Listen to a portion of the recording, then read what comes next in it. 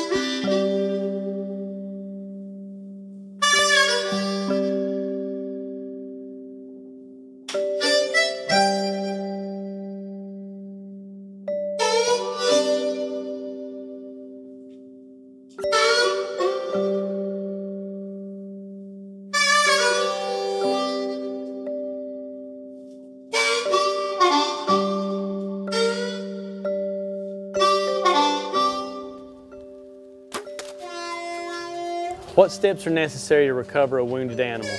Every possible step that you can think of. The first and foremost is do not spook that animal, always give it time. If the animal does not die in your sight, wait. And when you feel like you should go, wait again. And then when you feel like you should go then, wait one more time, because time is going to be your ally. If that deer is going to expire, the more time you give him, unalarmed, and him not detecting you after him, the more chance he'll lay down and go to sleep.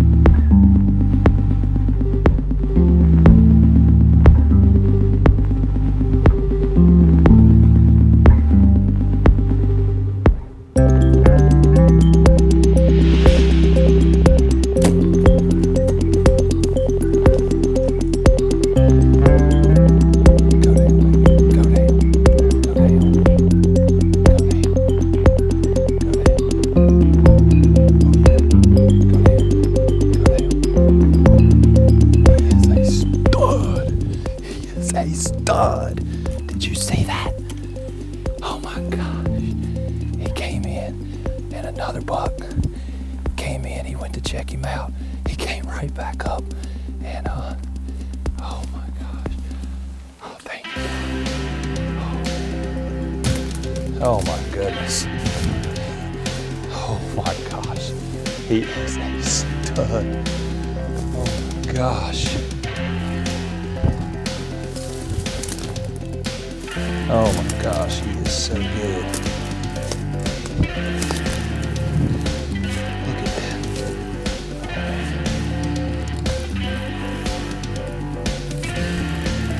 Look at this, he's still got velvet on him. Still got velvet on him in November the 5th. Look at this buck. Look at that. He is so heavy. Look at that. Can't even get my fingers around it.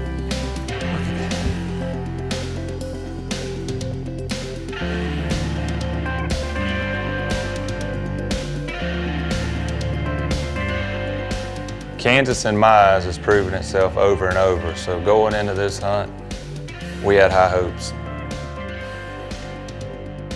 So when JT and I got out to Kansas this year, you know, we got there a day early, and I feel like that's very important because I like to pattern the deer. So in Kansas, there's a lot of bluffs. So we pulled up on the bluff just to see what bucks we could get our eyes on and maybe get a glimpse of what deer were there and maybe their pattern.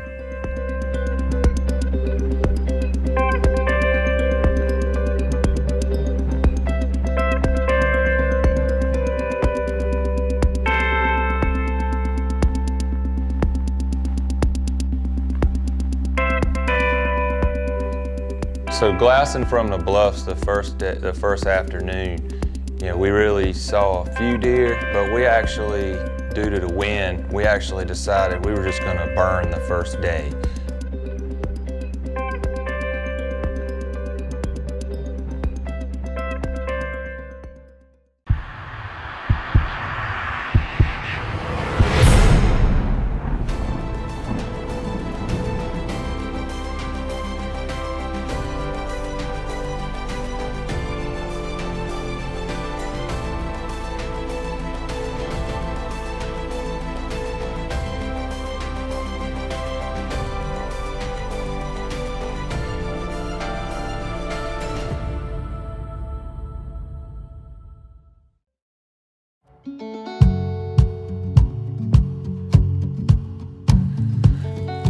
So JT and I had already decided when we got out there that we were just going to swap off. And so we flipped a coin. JT got first up, so he was in the tree. I was behind the camera. All right, so it's day one. We're in what Jeremy calls the big umbrella tree. We set up on a hilltop yesterday and glassed deer. Man, there was probably 15, 20 deer. There's a food plot right behind us. Osage Trophy Blend. It was covered up. This morning, we got a good north wind, and we've seen one deer he calls Dagger. He's a big body. Got a great left side. Right side is just a big old spike. But other than that, haven't seen a thing. But just getting started. It's gonna get better. I know it will. We've seen a lot of deer on this field, so they're coming.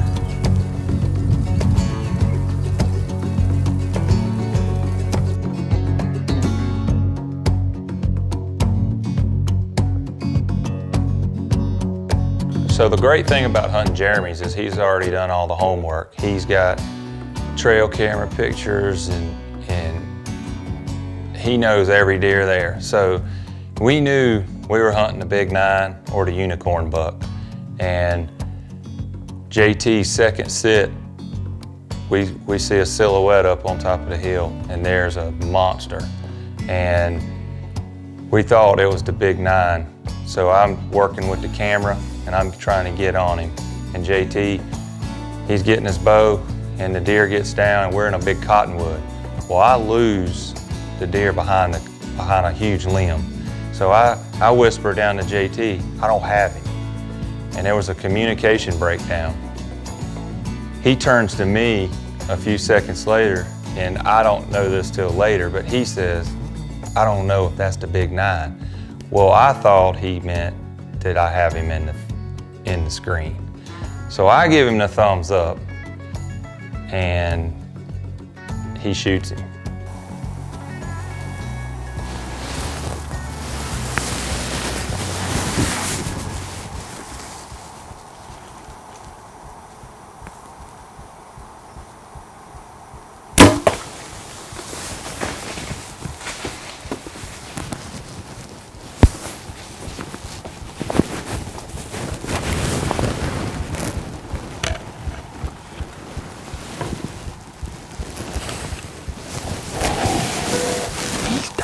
Son.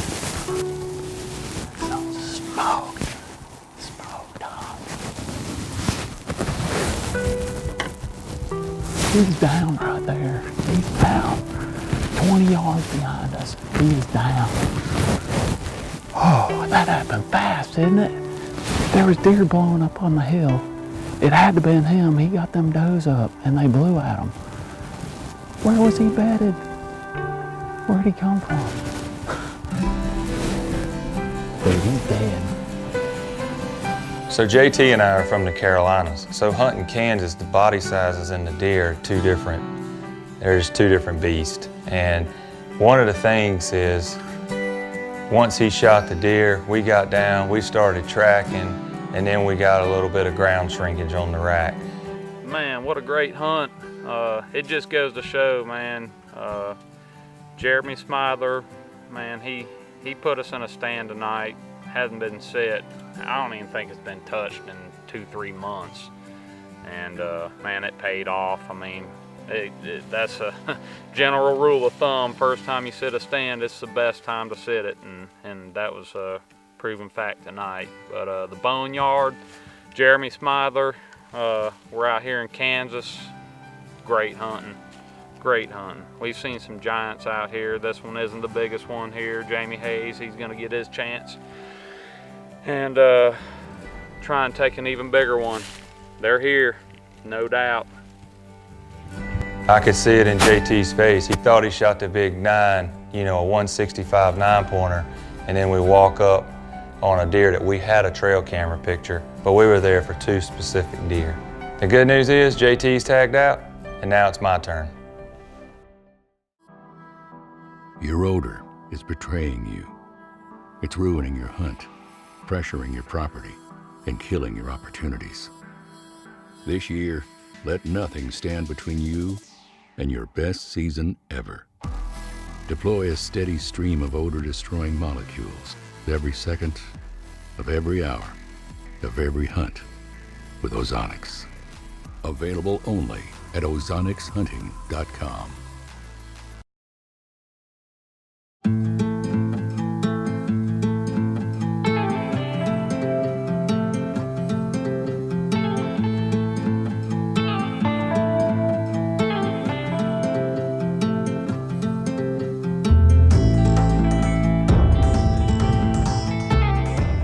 So we hunted a couple sits on this farm that we had leased from Jeremy, and he had pictures of a booner, a big 10-pointer, over on another draw.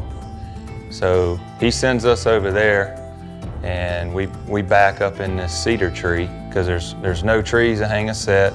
We're basically hunting a draw, and so we're on the ground. And we back up in this cedar tree. Wasn't hardly any time JT taps me on the shoulder and says, "There he is." Well, he's coming from behind us. And unfortunately, that's the highest point of the whole entire property. And I didn't figure, I don't know about JT, but I didn't figure the deer was gonna come from the highest point. The deer was 60 yards away when he appeared, and I figured he was gonna go straight down to the bottom draw and work that draw. So we didn't want to make too much movement. So he goes by a cedar tree, which is where Monday morning quarterback, and I could see that I could have drawn on the deer. But then he turns and he walks straight to me. So now we're just hunkered down, trying not to make any movement, hoping he's getting ready to take a hard left and drop into the bottom draw where I might can get a shot.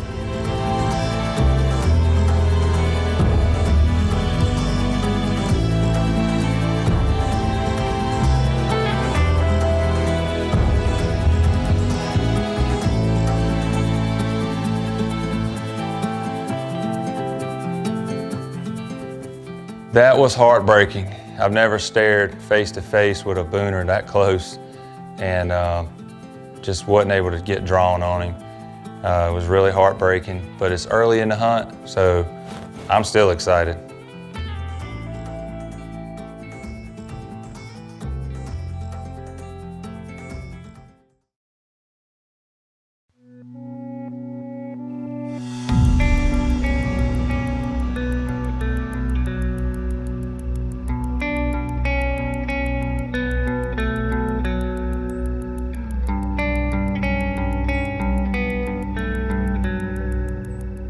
So JT and I and Jeremy, we talk about it. We figure we need to give that property, we just need to give it a rest for a day or two. We got plenty of time, still early, so we change sets and go back to the original property where JT killed his deer.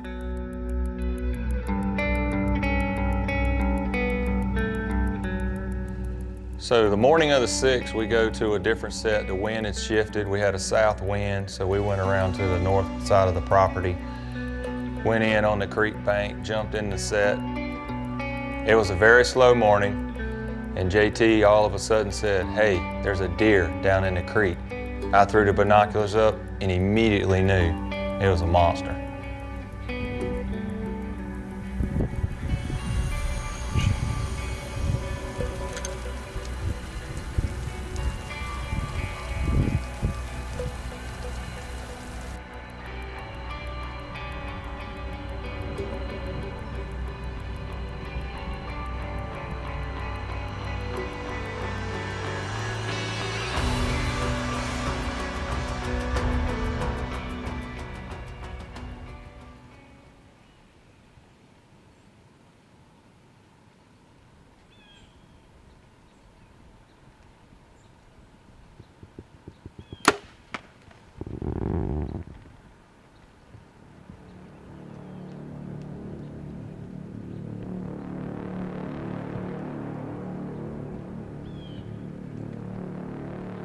Is he down? Oh, that dude is wild. Oh, wow. Get you some of that, baby. He's a freaking giant, dude. Girl, I thought it was the unicorn Dude, that's buck. a huge 8, or No, it could be. I thought it was the unicorn 8, but the unicorn's not there. No, that's a 9, a freaking huge 9. is But it's not the 18. 9 we're after. Oh, he's wild, Yeah, dude. yeah, He is freaking wild. good. Oh, he laid down right there. We're gonna give him some time. Oh, yeah. We're gonna give him some We're time. gonna look at this footage. I can't. Oh, I waited for the deer to get out in the food plot, and I drew back, and he was moving pretty fast, and I should have stopped him. Monday morning quarterback should have stopped him, but I didn't. I let it go, hit him just a touch back, and maybe just a touch low, and he tucked his tail and ran off, but I saw him go right to the edge of the creek and bed down. So when we went back out, we went around to the bluff where we could get a good visual of the deer, and there he was, but his head was still up. So we talked about it, and we kind of all agreed, like, hey, everybody was gonna stay there, and I would just go down around and get down in the creek and kind of work my way around back to the bend in the creek where I could get about a 25-yard shot on this deer.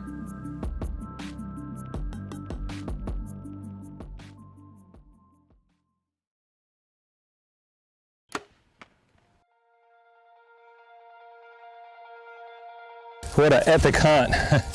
It was awesome. We had some serious encounters, 12 pointers, rattled a 5x6 in, had a nice booner come in yesterday on me, and I just didn't want to throat shot him and take that shot.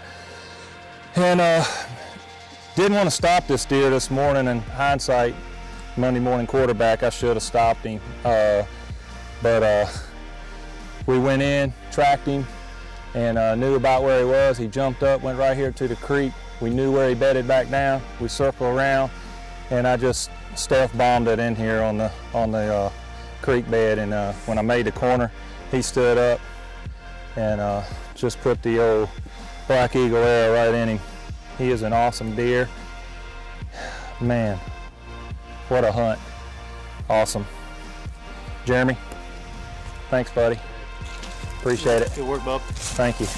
You got any history on this deer? I do. I got 3 years history on this deer. He's minimum of 4. I think he's 5. He could be 6. I don't know for sure. But last year he had an extra G4, and this year he lost that G4 and threw this little unicorn thing that he broke off, unfortunately. But mature buck. He was on the list. Awesome. Sir. Cool deal. Good Well, work, thank bub. you again. That's awesome. So every year I look forward to going to Kansas just for that purpose. Jeremy, the boneyard, he's done his homework, he runs the trail cameras, he knows what deer's there, the whole management program. And I can't wait till I get back to Kansas next time.